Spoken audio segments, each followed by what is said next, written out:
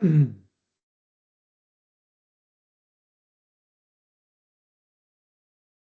afternoon, everyone. My name is Noel Milson. I'm the current president of the Canadian Association of International Development Professionals, CAIDP. And today we're hosting a webinar entitled International Development as We Know It is Over. Just a few housekeeping items before we begin. As you may have already noticed, I'm asking each and every one of us who are not presenters to keep their video off and their microphone off until we get to the Q&A section of the webinar, at which time, if you have a question and want to appear on screen, you can turn on your video and your microphone. I also wish to acknowledge that we as Canadians are on the lands of the First Nations peoples, and we all need to do our part to understand the issues and their history and to work collaboratively with them to resolve some of those issues. The video is being recorded, and eventually the video will appear on CAIDP's YouTube channel by invitation only. So if you are registered, I'll send you a link to the video once it's available. At this point, I'd like to introduce Paul Rowland. Paul has had many years of experience in international development, working in a number of countries for a variety of international firms. I'll turn it over to Paul at this time to introduce our panelists and the webinar. Paul. Great. Thanks, Noel. First of all, I'd also like to introduce another member of our sort of organizing committee here, Mazen Schweib, who's also online. And Mazen, if I can ask you to leave your camera on so that I can see you. Mazen's going to be monitoring the chat in case, just to make sure that all the questions or comments that you have are integrated into our conversation here. First of all, I'd like to say this is the second in a series, as Noel indicated, of webinars that CAIDP is putting on, and it's designed to sort of look at the future and the present of international development assistance. And our previous one was also well attended and was in regard to the dismantling and wood chipping of USAID. Many of us have worked on USAID contracts or for organizations or companies or universities that have received funding from USAID. Many of us know people in USAID, and we sort of watched as that was dismantled, and some of the last international posties are coming home at the end of this month or going home to the US. So that is effectively a done deal. What we wanted to do with this one is take a look more broadly at the international development trends. We have Nicolas Rougy, who is a consultant based in Brussels, and we're going to sort of call that the view from Brussels, but as how the European Union and member countries are responding, not just to the US abdication or exit from the international development scene, but in fact to changes that have been happening for some time and funding crises that are now coming to a head, in particular with major competition from defense procurement requirements and other sort of perceived security needs. We're also going to have the view from Geneva, which is more broadly going to look at the UN system and what's happening there. We have Paul Dillon, who's got two former hats, one as communications meister at the International Organization on Migration, and another one that is previous, which never really leaves your blood, I think, Paul, as a journalist, an international correspondent. And so we've combined these two things. I just want to set, before we move on to Europe and the UN, to do a bit of context setting about what's happening here in Canada. And I think that's a little bit murky.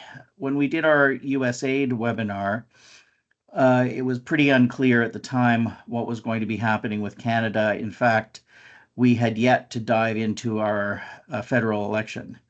It's a testament to how quickly things are moving, that not only have we've had a new prime minister, a new government, and a 37-day federal election, and a throne speech read by King Charles, and a G7 summit, all in this time. The only thing we haven't had is a budget from the from the federal government.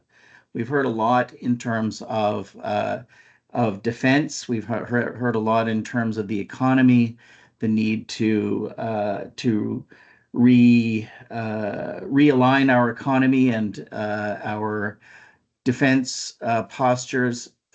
What we haven't heard a lot about is international development. And the good news is that we haven't heard anybody in the current government talk about, at least publicly, about cuts to the international development budget. The bad news is we also haven't heard anybody say anything positive, really, except in kinds of oblique terms, such as talking about Canada's, leadership. And that goes to, I think we've heard just a couple of quick things in the Liberal platform for the election. There was effectively a commitment to set aside 800 million in funding for humanitarian and relief projects, but nothing on the broader assistance portfolio. We have now a $9 million additional commitment to defense, which is prior to the budget coming out. But we don't have any kind of commitment to international development, despite the needs. I think there has been also a commitment to further, a $5 billion commitment to Ukraine. Most of that will be in military to military assistance or the like. But there's also a lot of the softer aid as well that will be contained in that. But none of that is coming out of our ODA budget, really. So we really haven't heard anything substantive. There was nothing really in the throne speech about international assistance. There was nothing in any of when the cabinet was appointed. We do know that there's a minister who is tagged with the international development portfolio under global affairs. Anita Anand is the new global affairs minister. That she's senior, she's a heavy hitter, but the international development portfolio is now filled by what they call a Secretary of State, which is in between a full minister and they're a minister, but they don't sit in cabinet. So they're sort of ministers' helpers, a bit above a parliamentary secretary. So again, that's not necessarily reassuring, but the fact that international development is still in the picture, I guess, is. Also somewhat reassuring is the Prime Minister's language about if the U.S. Isn't interested in leading anymore, Canada will. And he sort of further clarifies that to say in concert with our reliable partners, meaning our European partners, and plus plus, Australia, New Zealand, and some other countries included in that. Mexico would be partly included in that as well. So I think this is a conversation that they had hoped to engage in a little bit at the G7 meeting. But again, I think the agenda there was deliberately trying to avoid some of the issues that Donald Trump finds triggering. So, the absence, talking about energy security and some of the things around climate change, but not climate change itself, I think was designed to try and get him on board, or at least not attack some of the agenda. But really, international assistance didn't seem to have been discussed at all. And I'll later be calling on our participants to fill us in on what you've heard, what you all have good connections into various places in government. And I'd love to hear if you've heard anything about this. So without any further ado, I will ask Paul to lead off on the UN system and the view from Geneva/New York. All right, thanks very much, Paul. And thank you to CAIDP for the opportunity to speak to you this morning, this afternoon, depending on where you are. Look, morning of January 20th, Donald Trump signed an executive order entitled Realigning the U.S. Refugee Admissions Program, USRAP, declaring that refugee resettlement to the United States was detrimental to U.S. interests. The effect of that executive order was to suspend all resettlement flights into the United States, and to suspend all processing of refugee claims globally to the United States.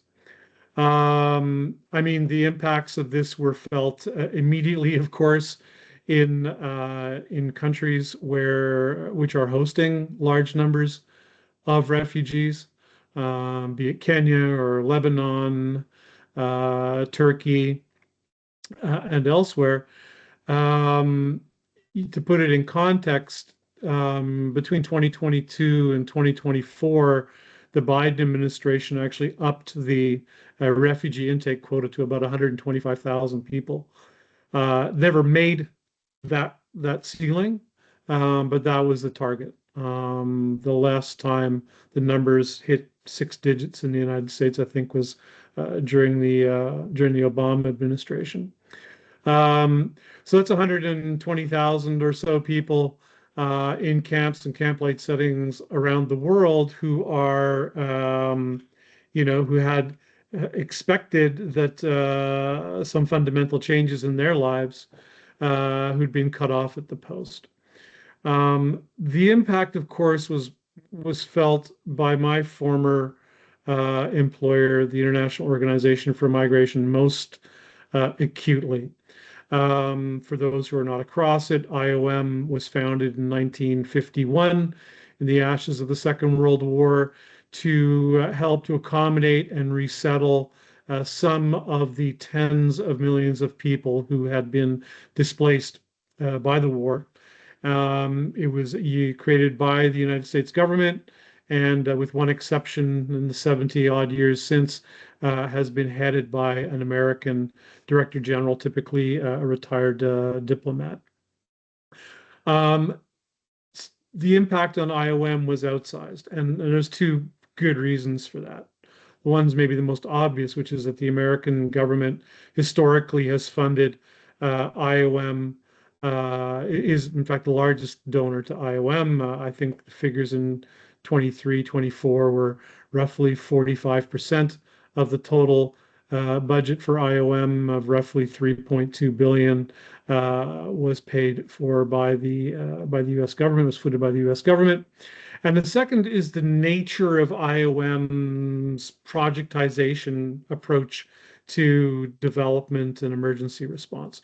So the overwhelming number of IOM staff, of which there are roughly 25,000, I should say, um, their employment is directly tied to a project that they are implementing. And that begins at borders where people are literally tabulating the numbers of people coming across borders and informing them about disease vectors or document requirements to chief submission. They all have to sort of essentially fundraise for their jobs. In fact, it's one of the running jokes in IOM is that the moment that you get a job, you start fundraising to extend your employment. And the second, so these two elements, the oversized reliance on a single donor and the projectized nature of the organization, meant that the executive order of 20 January had a massive impact. To bring in a little bit tighter focus, between 1975 and 2023, the United States resettled roughly 3 million refugees. And the bulk, 90+% of those people arriving in the United States did so with IOM's assistance. It's a core operational value for the organization. It employs thousands of people around the world who provide a variety of services to refugees during the refugee assessment process, pre-departure in the form of medical clearances and documentation verification and so on.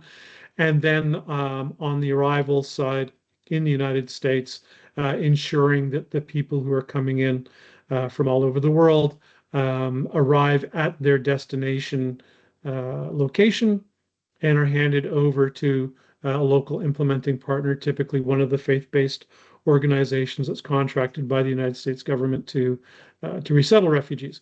I've done a lot of these resettlement flights myself. It's quite something to arrive in Dulles or LaGuardia or LAX or, pick an airport, O'Hare in particular, on a flight with a group of 30 or 40 or 50 people who've been plucked from camps and camp-like settings, each carrying their distinctive white IOM bag, who are herded into an area ahead of immigration, who are walked through by IOM staff on the ground and welcomed by the customs officials to the United States, and then assisted with their onward travel by bus, planes, trains, and automobiles, as it were, to various locations around the United States. So over the course of time, my first trip to Clarksdale was with IOM resettling a group of Afghan teenagers, or Fargo, North Dakota, and 100 other places around the United States. So it's a massive logistical operation, one that IOM takes a lot of pride in. And so the moment that the tap was turned off, that had a direct impact on the job security for several thousand IOM employees. As I noted here in one of my notes, it blew a hole in IOM's budget. And this is the truth. With so many people reliant on USRAP funding, IOM really was sort of the canary in the coal mine, as it were. UN agencies watched very closely at how IOM was going to manage this situation to see what lessons could be learned from that process. Pink slips went out within a couple of weeks. The organization did not disclose very quickly, was not interested in discussing the actions that it was taking, which I think quickly became one of the lessons that other agencies learned.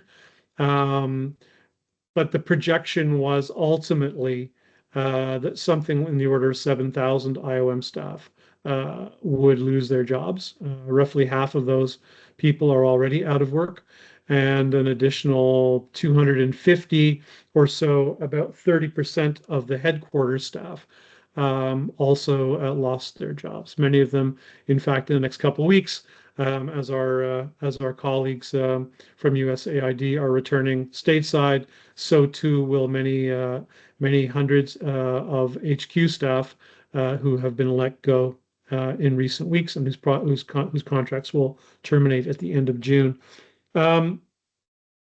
So the approach that IOM took, I mean, they've gone through the third major restructuring of the organization and its operations of the last 6 years, in light of this funding cut. The restructuring has been painful. It has reduced many areas where IOM was unique in the humanitarian and development spaces, particularly in the areas of data collection, data analysis, for example, which have largely been shuttered. There was a meeting several weeks ago called by the Director General with the member states to address some of the changes that were happening.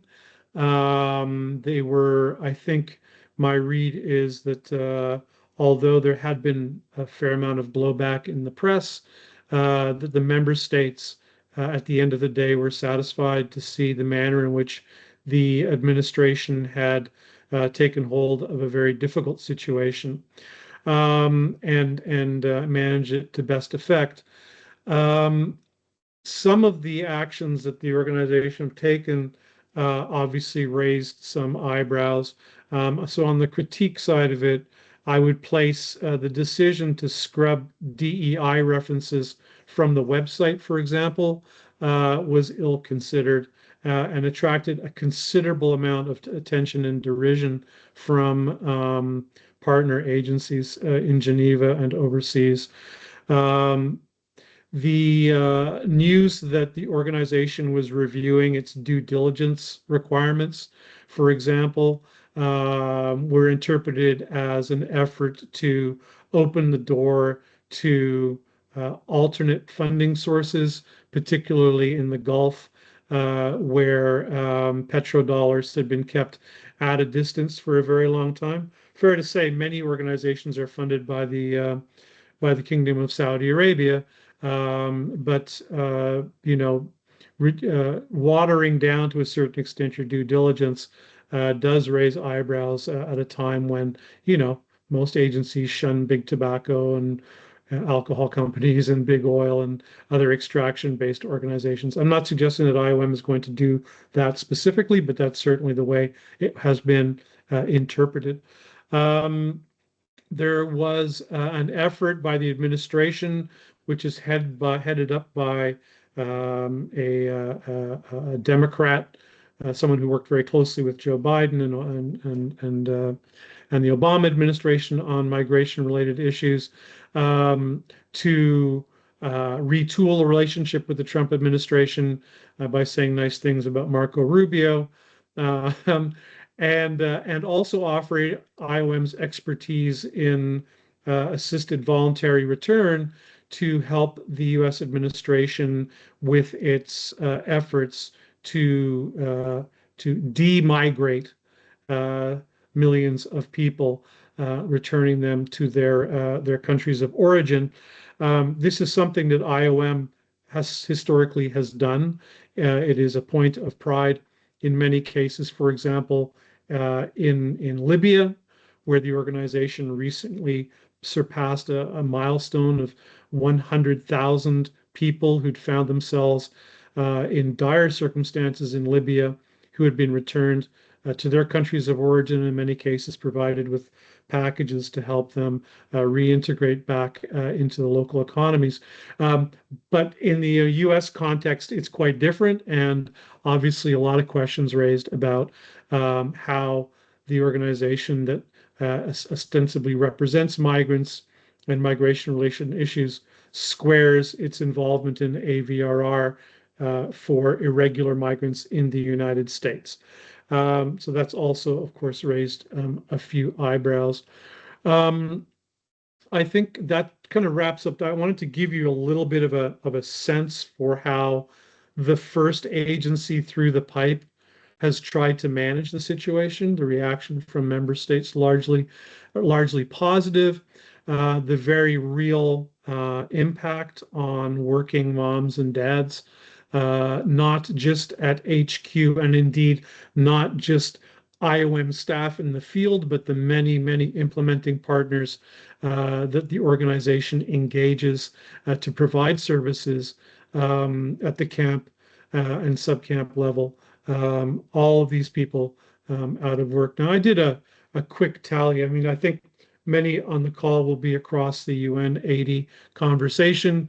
We'll hear, I think, in the next couple of days what the decisions are of that process. We know that the Secretary General has called for cuts of 20% to all Secretariat staff.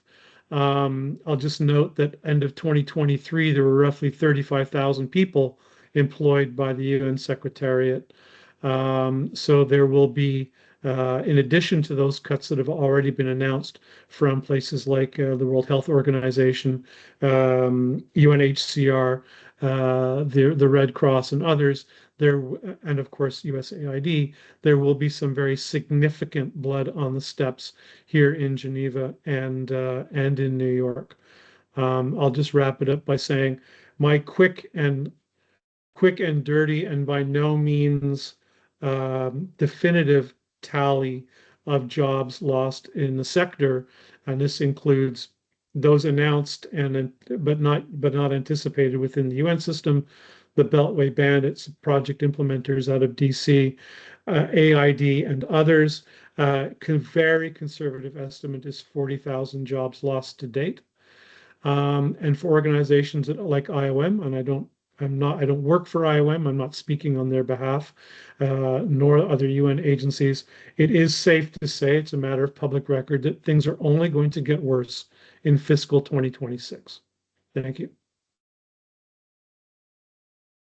Thanks, Paul. A lot of sobering thoughts and numbers there for a lot of us, and I'll be interested to hear from our participants whether they've been or felt any of that impact, or what the impact has been on the world as a whole. So thanks again for that, Paul. Nicolas, the floor is yours. Thank you, Paul. Well, thank you, everyone. Good evening on my side. Good morning on your side. It's really a pleasure to be here, and thanks for the association for inviting me and addressing this webinar. I think is very timely, and well, maybe why me in that case. I've been working for 20 years with civil society organizations that are not based in the EU and try to interact with the EU on development, peace, and humanitarian issues. And we see that we've been observing with our team a lot of changes and evolutions over the years. But lately, of course, things have been changing, I would say dramatically. But it's not just the US situation. It's been a trend that has been coming for several years already. I'm generally a positive person, so I would like to see things as an opportunity to reshape the way we used to do the work over the last years and decades, or even bigger than that, across the nexus, and not just only on development, because I think the challenge is also on that, especially with the focus on such issues like migration, defense, security. We also have other elements that we need to cross. And of course, rethink the type of partnerships that we do. So one point which is important, and I will start with that, is the EU has adopted very recently, end of May, the Foreign Affairs Council, so the member states that are driving the foreign policy of the EU, new commitments on and developments in financing for sustainable development. So that's what is it's been agreed, because they were clearly realizing that the situation has changed and that everybody's knocking at the door asking them to fill the gap.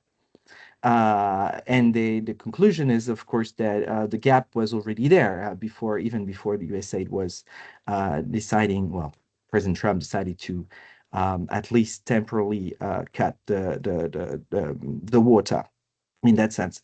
But what we see is that there's a lot of different kind of approaches, the EU approach as a whole and the member state approach as a whole, that we need to take into consideration. So what I'm going to do is, for the time that I have, is try to look at the context and what opportunities we see in this changing environment. Then focus on how to work with the EU, because I think this is kind of an important set of discussion we need to have to help the development professional consider what opportunities are and other that are not, and of course the constraint challenges and mechanisms that needs to be implemented to do so, because that is all interrelated. So I'll start first with the context. So as we said, I think it's complex, but it's a geopolitical landscape. But there are some elements that we can see are interesting. The tensions, the geopolitical tensions for Europe are clear. Ukraine, we have the Middle East, we have Indo-Pacific situation. That's really a struggle for the EU to determine as a group, as a union of 27, what it wants to do. There is clearly this global governance crisis and this fragmentation around multilateralism, with the concentration on security, defense, and migration, and the own interest of the different groups. That is clear. So we claim, or we complain that Trump is saying America's first, but if we are honest, I mean, the EU is doing exactly the same. However, in the current declaration that the EU has made, that the member states have made with as the Council, as Foreign Affairs Council, the EU is responding, interestingly, by affirming a new commitment, or reaffirming a commitment to reinforce the multilateral system, the global governance, and to make the international financial institutions more inclusive and representative of developing countries. That's what they say. Okay, so, and I think it's a good sign that the EU take a firm stand on it.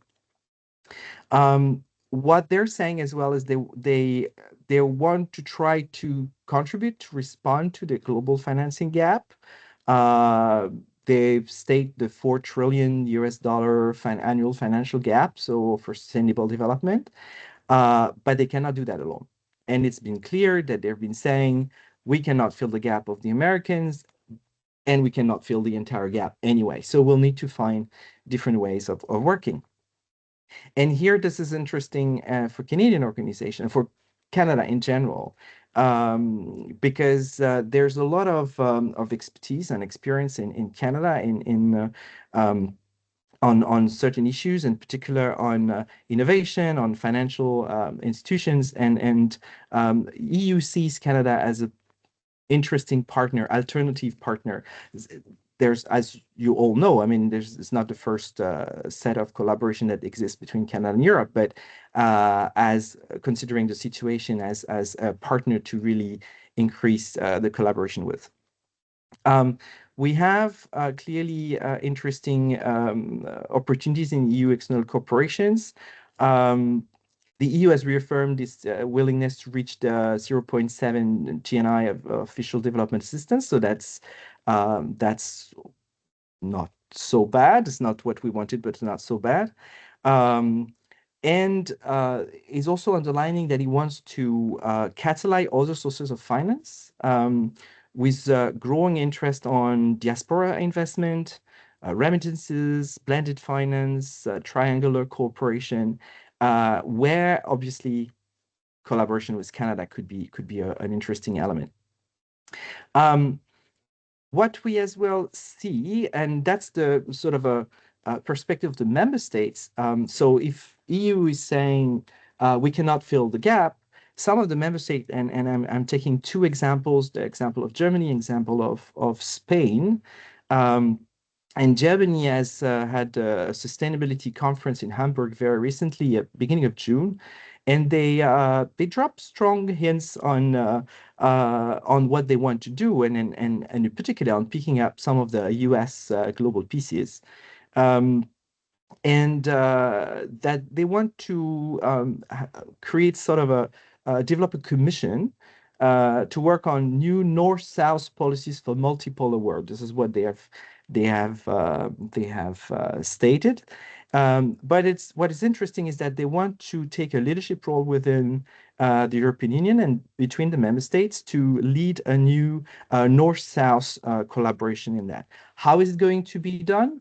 We don't know yet. The government has just been installed, so we'll have to see their capacities in doing this, but they have means. And that's it's the richest member state, obviously, and their capacity to drive the development and also related sectors is also something very strong.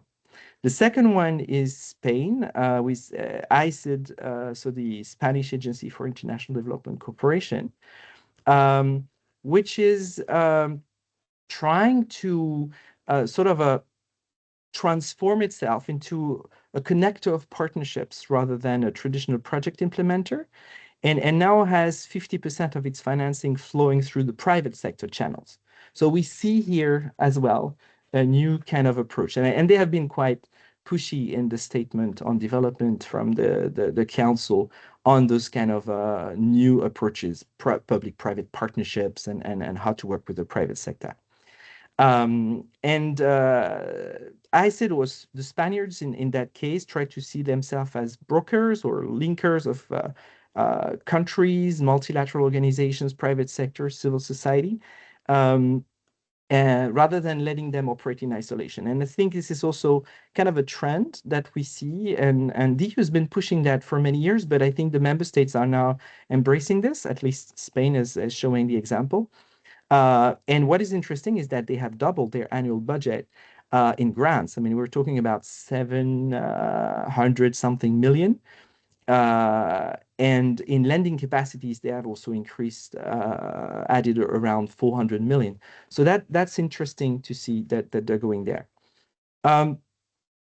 One point that I wanted to underline as well is on the consequences of those changes is that we see, for example, that the Western funding cuts, because they are cuts, I mean, many member states are cutting. Belgium has been cutting, Netherlands, Sweden, Finland, they have all announced cuts between 20–40%. Sometimes we don't know yet, and we fear that it might be more. France also has announced a few cuts. I'm not going to comment the French politics in here.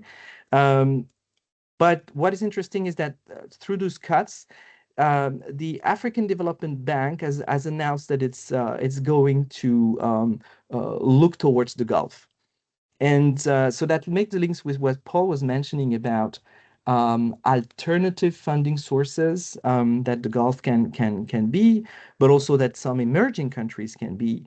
And in that case as well, the EU sees, or questions how it can work with China on these things, or at least look at what China is doing to see what's going to happen. So that is an important element. Another element that is important is this global gateway. I'm sure you've all heard about it, and it's not new. It's been mentioned for several years already. So this is the sort of a flagship, let's say, efficiency, firepower of the external action of the EU. And the Commission has decided to put new tools inside this and make Global Gateway as a flagship element. An element to take into consideration is that, and that's also something maybe that some of you have seen, but it has passed a little bit unnoticed. We used to have what we call the Development Cooperation Directorate General for the EU, so in charge of development.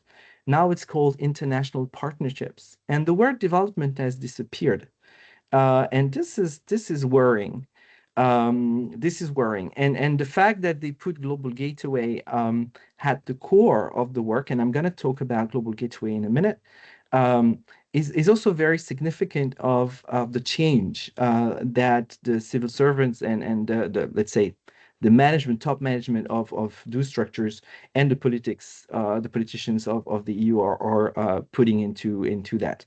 So that is an important element to take into consideration. Now, how to work with the EU on these foreign policy changes issues. One thing that is clear, and I think it's I mentioned briefly before, but it was mentioned a bit by you, Paul, Roland, before, is the partnership, long-term, structured collaborations. The EU is really promotive, innovative, and inclusive financing mechanisms. Blended finance, green bonds, blue bonds, risk-sharing instruments, this kind of stuff. And it's clearly something on which they want to find partners to do that with. They realize they cannot do that alone. They want to have impact, but they cannot do that alone. And of course, because of the US situation, it's the challenge to find those partners. The global gateway, as I mentioned, is becoming this sort of a cornerstone strategy for external investment. So clearly, the EU wants its interest to be met through development. And here, the priorities, they will include sustainable infrastructure, improved investment on climate. So still there, despite the fact that lately it has been a little bit disappearing. Regulatory harmonization, regional integration support, so this kind of approach. And they will need technical assistance for that to work on resilient infrastructure with expertise or equitable trade practices. But we still see some cross-cutting areas that are maintained. Gender equality remains still there, and I think it's a sort of a response to to the cuts and also the push from some of the champions on gender within Europe. So the response to the US attitude towards this.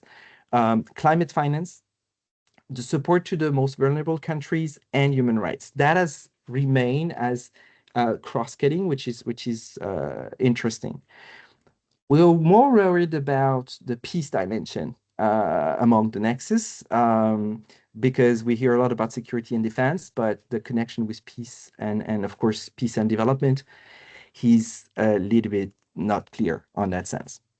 We are expecting a new, as you may know, there is a new multi-annual financial framework coming for the next 7 years. The first proposal will be on the table in July, so keep watching. I think it will be very interesting to see what's going to be in that budget, whether it's going to be a 7-year or a 5-year. There are some rumors that they might want to reduce the number of years. We will see if there will be cuts. That we don't know yet. And of course, we will see on which areas they're going to focus and how they're going to approach this. But that's going to be critical. I'm finishing. Some constraint challenges or element that I see would be very important for you, especially in Canada, because I'm insisting. I think there is a natural connection between Canada and Europe on those issues. It's a very, the EU is a very procedural and complex animal. There's going to be a lot of competition. You would not be surprised how many international NGOs that are not based in Europe, because they want to be eligible to EU funding, call upon us and say, can you help us register in EU so that we can be eligible? That is just like, I have a request every week on that. So accessing to EU funding will require a lot of capacity to navigate the different procedures and capacity to be eligible to these funds. We don't know yet if the eligibility criteria will be changed. We hope that it will also be open to Canada. But that requires a lot of capacities to understand the requirements, but also to work in multi-actor consortia. Multi-partners, and that is something which is, as you all know, is very challenging, especially because organizations tend to have the habit and capacity to work alone. Financial accountability, transparency, impact assessment are like at the roof. The expectations on that are just increasing, which puts a huge burden on organizations that are trying to implement in a good way the different kind of projects that they expect even more impact with less money. So it's becoming complicated. But in order to reach this collaboration, the strategic positioning with the EU will be essential in a moment of high competition. And here, I mean, I will not go on that, how to do it more precisely, but I think it's very important to be intentional if organizations want to try and find alternative and funding with the EU to clearly think carefully about strategic approach and an intention on the long term, not just, okay, let's try to get money for the next 3 years, and if it doesn't work, we stop. So investing on the long term, but positioning it strategically and be intentional, and being proactive in the engagement and the presence towards the EU and the member state, and combining that work together. I think it would be extremely important. What we realize is that people have a sort of a glamorous idea about how to work with the EU. It's a big actor. They give a lot of money, but it's complex because there are 27 member states. There are a lot of civil servants. You were talking, Paul, about the number of UN actors, civil servants that exist. The EU has a lot as well, and making people align and on a consensus on what to do and where to work is complicated. But I'm confident that organizations that really want to provide a sort of an innovative approach on those areas, in particular on finding how to work on public-private partnerships and innovative finance and new ways of doing development, will find a good echo with the EU. And maybe a last point, which is also something that you need to know.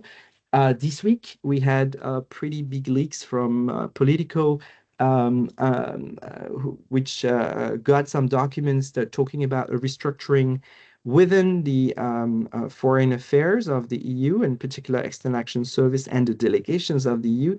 There will be a change on the way the EU is going to work in different kind of countries. So they're going to drop some countries where they think that nothing can be done. Let's be clear.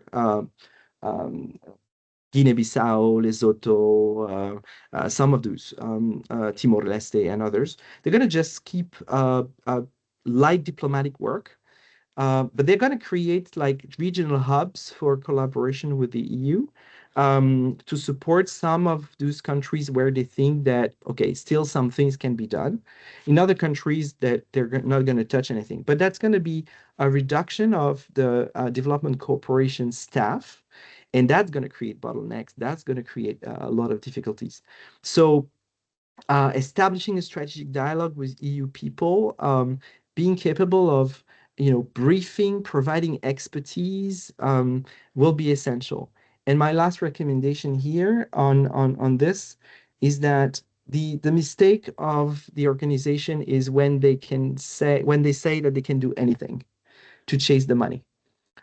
Today, being an expert on one area in a niche and knowing who are our complementary partners and joining forces with them to share the task and work towards a common goal will be the success factor, because that will help the EU, the member states that are, honestly, at the top level, they don't really know what they're doing. Let's be honest. But that's my personal view.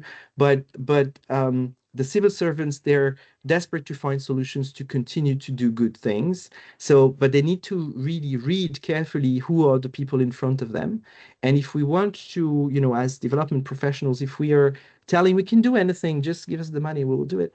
It's not going to work. So the challenge today is really to find the right way of positioning the expertise of what we can bring on the table and focus on the impact we can have. I'll stop here. There might be obviously some more elements to bring back, but I'll respond to any questions anyway. Merci, Nicolas.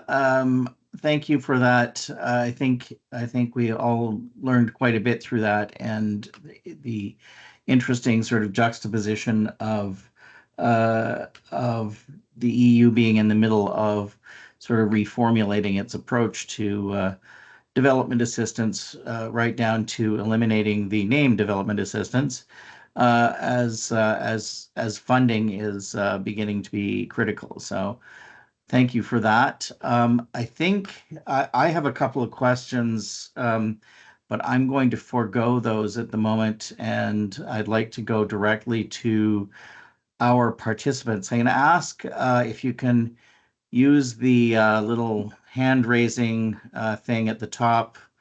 All of these platforms are similar, but the little icons are in different places. So use the hand at the top of all of the Hollywood squares here to raise your hand to get on the speakers list. And then when you come on, I'm going to ask you to turn on your camera if you can, if you're in a bandwidth position to do so, and introduce yourself before launching into your question. So thanks, everyone. Do I have a first question or comment?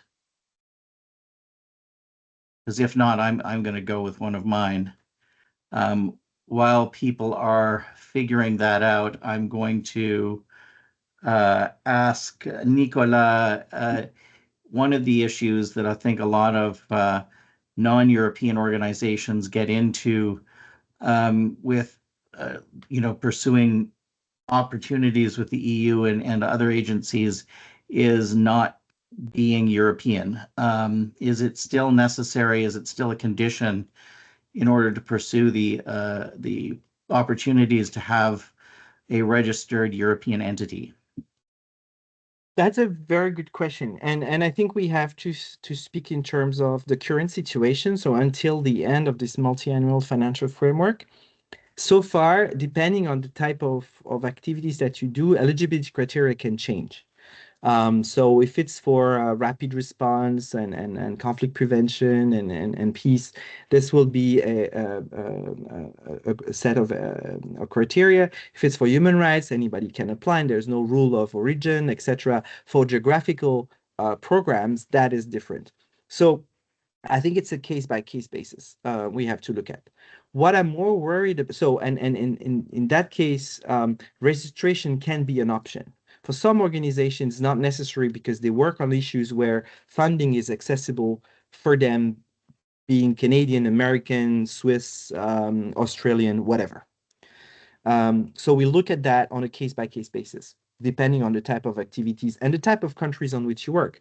For example, if you work in least developed countries or lowest income countries, there is no rule for origin of the implementers.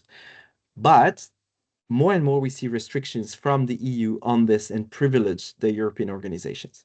So going to be European is something that is a solution that many organizations are pursuing. The first one to have done that are the Brits after the Brexit.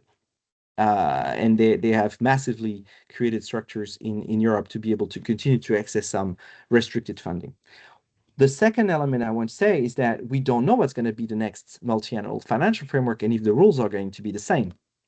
So here, what is interesting is we see more and more in different kind of funding mechanism that exist. I'm talking, for example, about the Ukraine facility that has been created, which is a sort of a blended money from member state and the EU to provide support for the reconstruction and the continuity of the work of the government in Ukraine.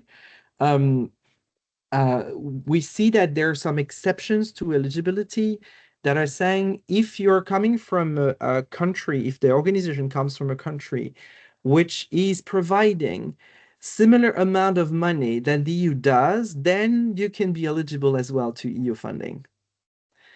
Well, that's a little bit tricky. So, but it's not very, very clear. So it's a case-by-case basis. So I think for me, it's a strategic decision whether to do it. But what I would say is that we have to be very cautious about it because there is another rule, which is 3 years.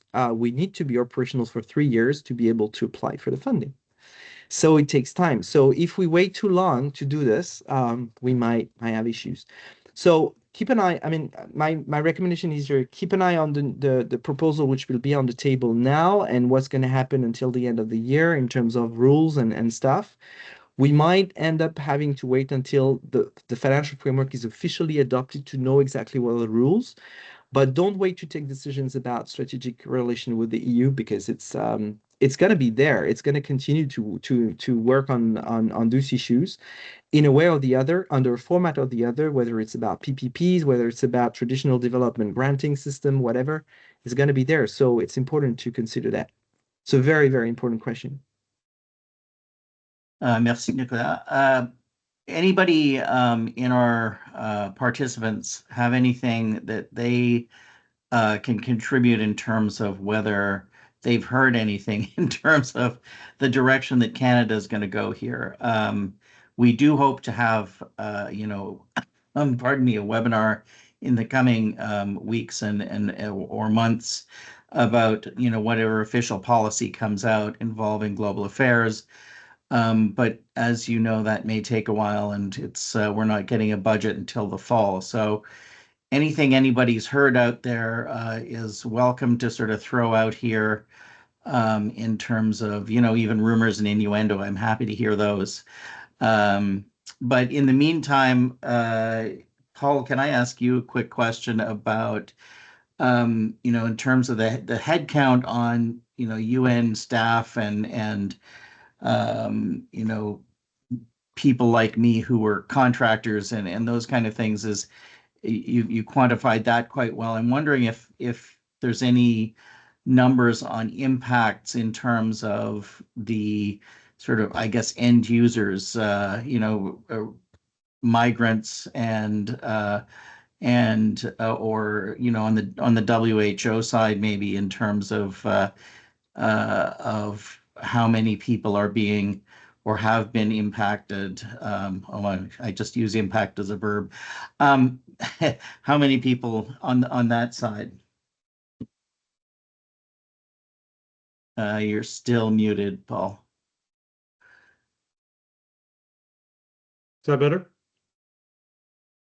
Yeah, no, it's a really interesting question, hard to quantify. I mean, look, you have on the one side people saying, well, no one's died as a result of, these cuts. And then you have people popping up saying, well, we've calculated 350,000 people. So there's obviously a wide, a wide divergence in opinion about this. Look, if you take the 120,000 prospective refugees to be resettled to the United States off the table, as directly and immediately impacted. I think the butcher's bill, the laundry list of people and projects who have been affected, it touches literally every subsection of the development landscape. The ability of Rohingya living in Cox's Bazar to adequately deal with climate change and the worsening typhoons, rather monsoons coming through twice a year now, is directly impacted by the fact that agencies like IOM have had to release upwards of a third of their staff on the ground. And there's 700,000 people in those camps, 800,000 people in those camps. There's effects there. The WHO, has already indicated the knockdown effects on maternal health and food supplements for the most desperate people in the global South have been directly impacted. Literally, the ability. It's difficult enough to operate in a theater like Sudan, where people struggle to feed themselves and where medicine is non-existent or in very short supply.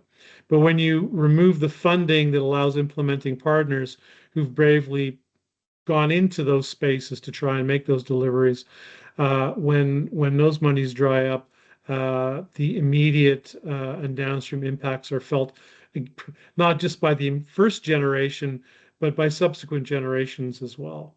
As as nutrition standards plummet and stunting increases, the burden shifts from 2025 to 2060 in with all the knockdown effects. Look, people there's a number of projects I'm personally familiar with in the global south and in places like Colombia. Someone mentioned Lesotho, I think a little bit earlier, that are migration health related.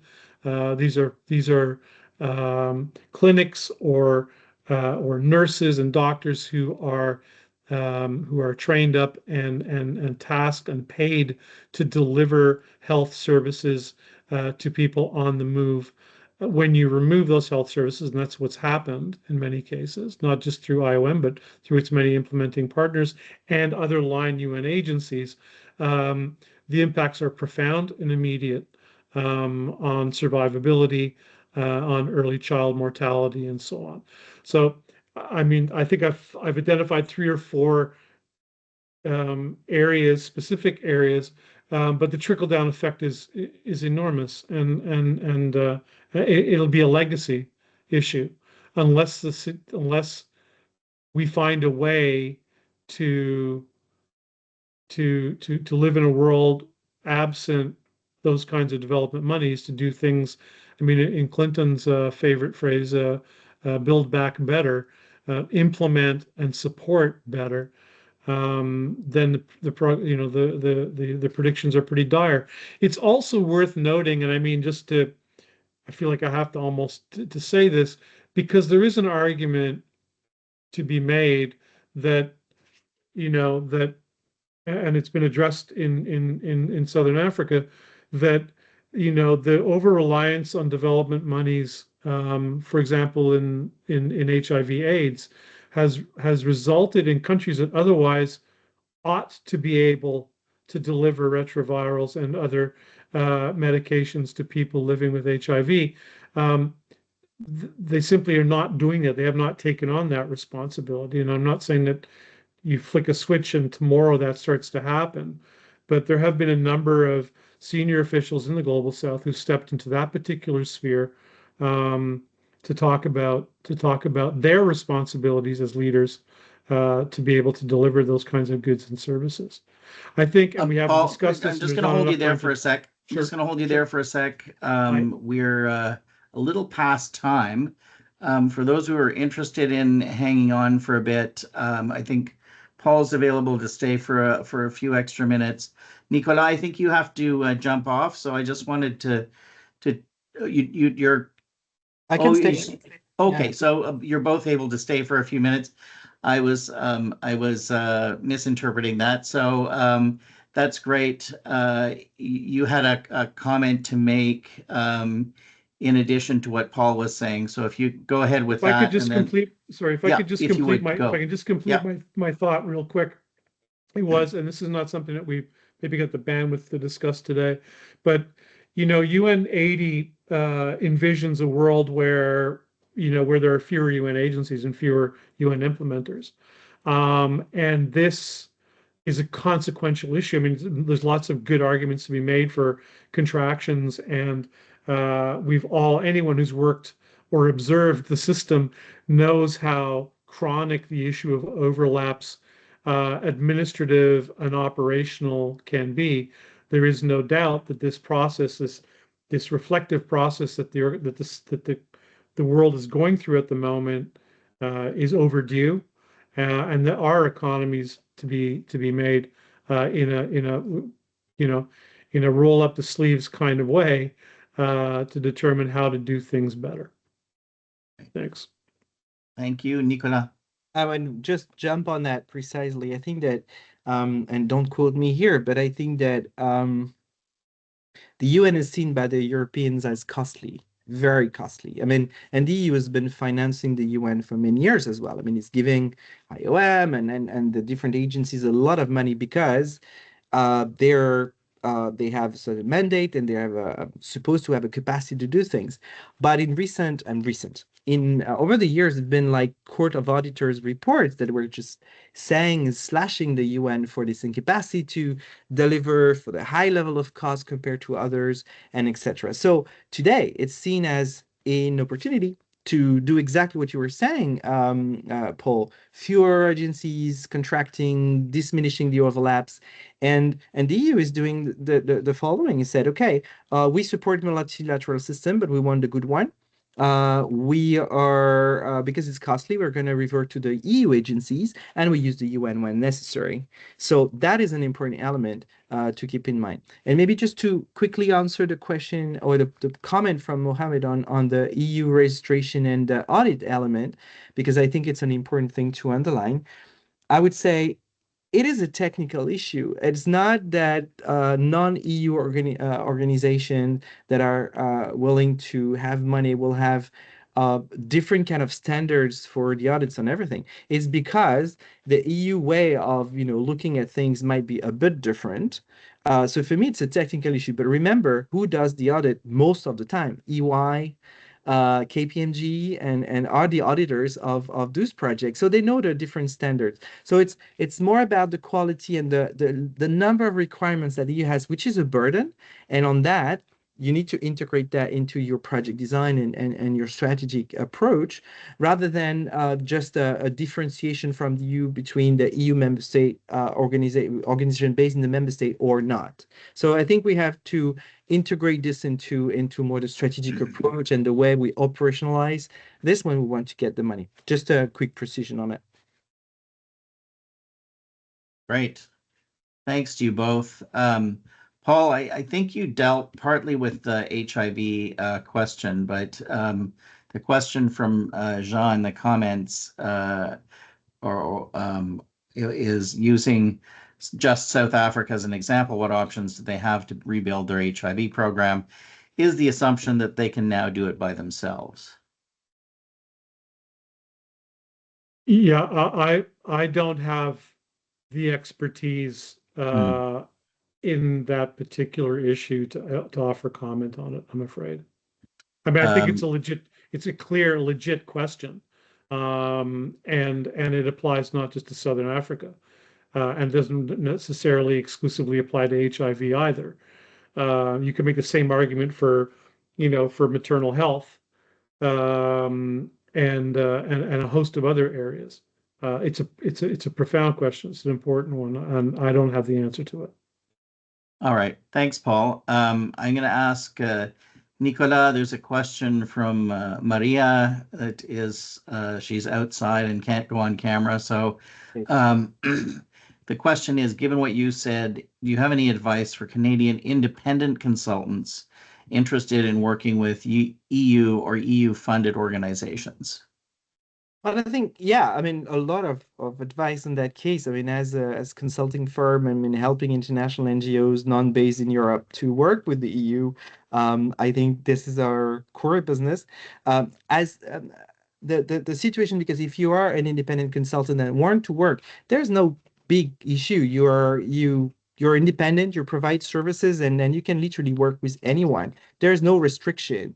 So I think for me, it's really in terms of mapping what, according to the type of services they can provide, finding some of those organizations that might be of interest of your service, and then contacting them and try to work with them. If you want to work with the EU itself, that might be a bit more complicated. Because you need to be into rosters, you need to be, but there are possibilities depending on the type of service, of course, you provide. But they're still working a lot with international independent consultants. They need that. They have a lot of framework contracts with organizations that apply. Of course, many European organizations that set consortia and then provide services in terms of evaluation of projects, redaction of context analysis, due diligence, whatever. There's a lot of things. So if you want more, I mean, contact me and I can try to help you if I can. With pleasure. Great. does anybody have any other comments or questions? Specifically, anybody? It sounds like nobody has much more information on what's happening with Canada.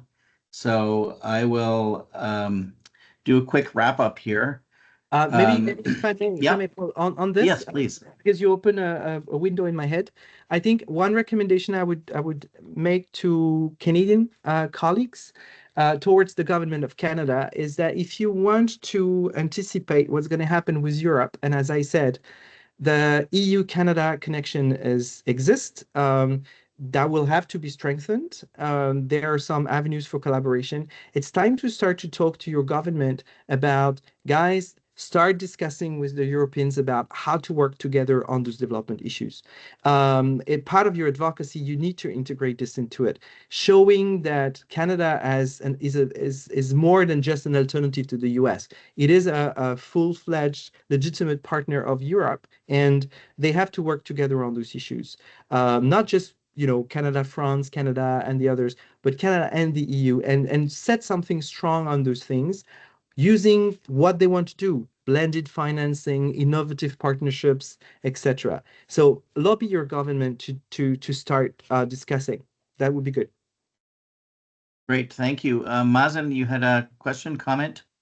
I just wanted to add to what Nicolas was saying in terms of what we're doing as CAIDP, and this is one of the value add that we're hoping to bring to the membership, to the community, the professional community in Canada, and Canadians who are outside of Canada as well, is what you're talking about, Nicolas, which is to find ways to advocate on behalf of the sector and to bring together those organizations, individuals, professionals, to focus on the area of changing and asking for more of the Canadian government in terms of the relationship with Europe in particular.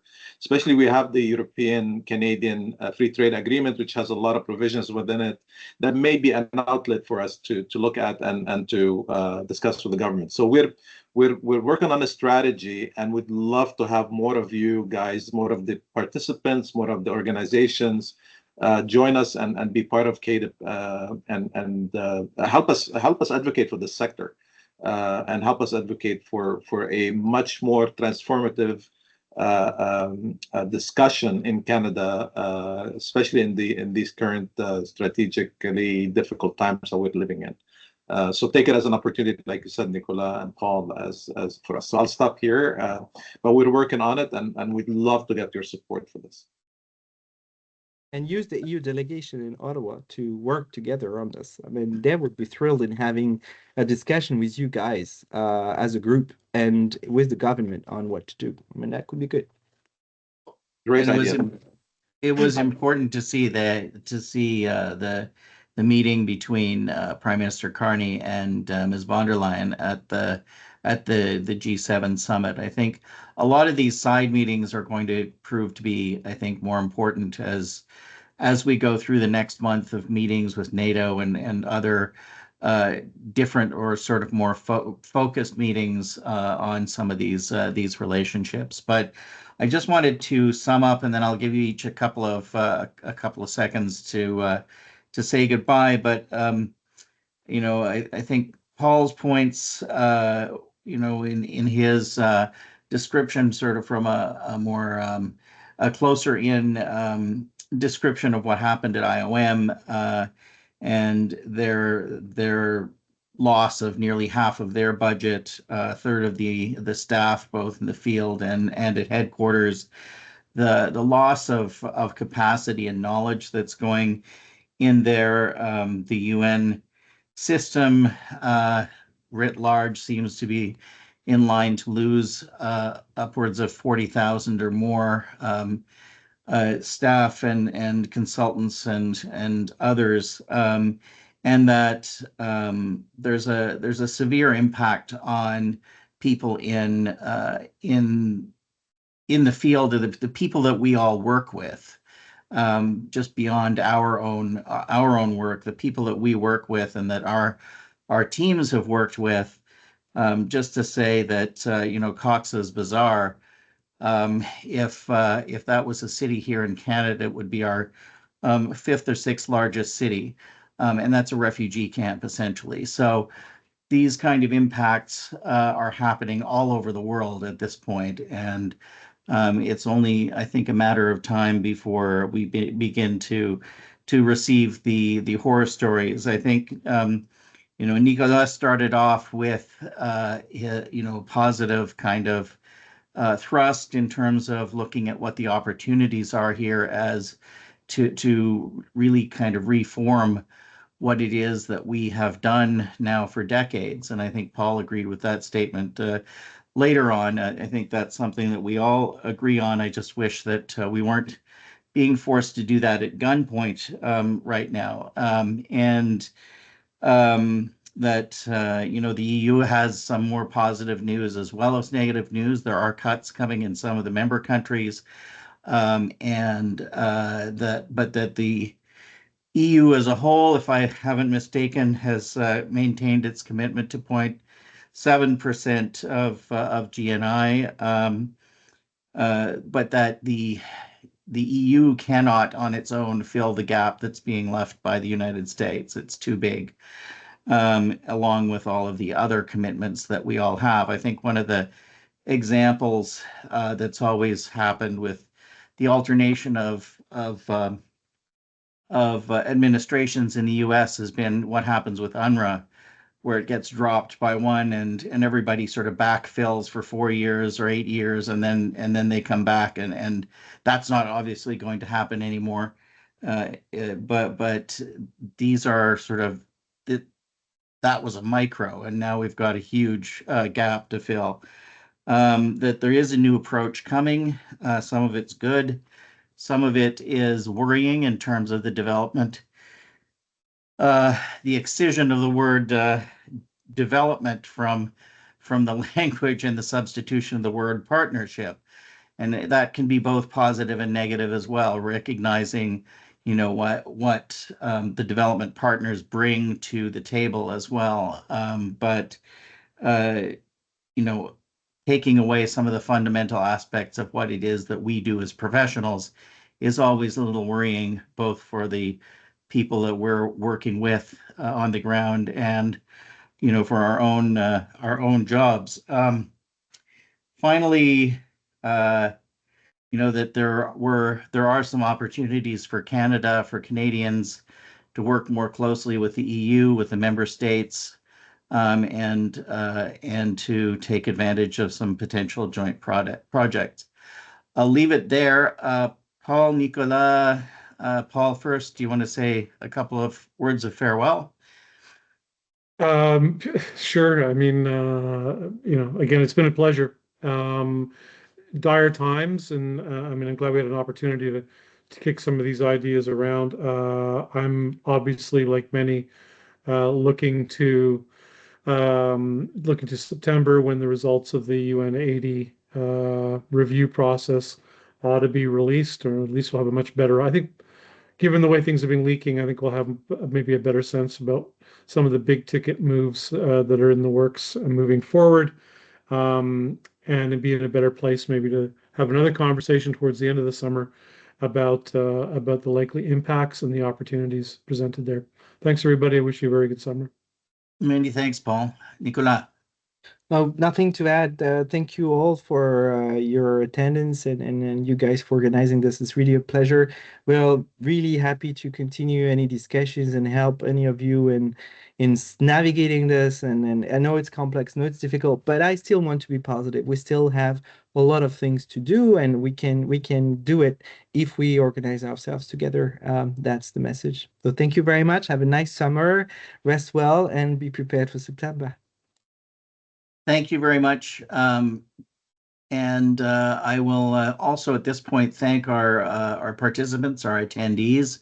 I know not everybody could stay past 2 o'clock or past the end of the hour, but I think those of us who did got some much more interesting conversation out of this. Please email or send comments to CAIDP about anything, any follow-up you'd like us to do.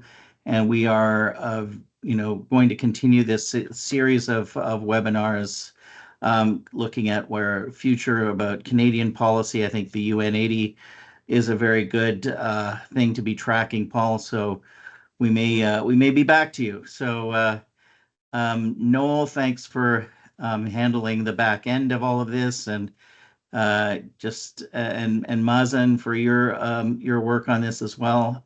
Thanks to everybody for participating. And Noel, did you want to say the final word of goodbye? We're just experiencing a storm here in southwestern Ontario, so pardon the dark atmosphere here. Thank you, Paul, for being a moderator for today's webinar, and of course, Nicola and Paul Dillon as well for being our presenters today. It was a very well-received webinar. Thank you. For anybody who is interested, please consider joining CAIDP. We would welcome your ideas and constructive thoughts on how to pivot in the future. With that, I'll close the webinar. Thank you very much for your attendance today. Thank you. Thanks, everyone. Thank you very much.